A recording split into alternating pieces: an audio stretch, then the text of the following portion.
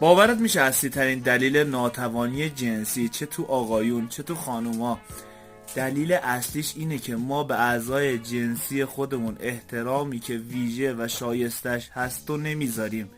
لذتی که ازش داریم میبریم رو اصلا به خاطرش سپاسگزار نیستیم.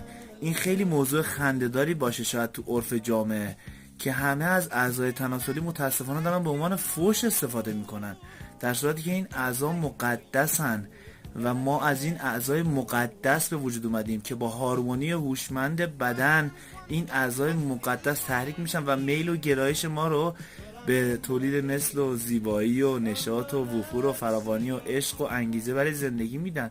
نیروی جنسی بسیار مقدسه. عاشق خودت و اعضای بدنت شو. پیج و کانال رو داشته باش، همراه ما باش. یه برنامه بی‌نظیر میخوام برات بذارم کامل توضیح بدم این موضوع رو. همراه ما باش، تو لایق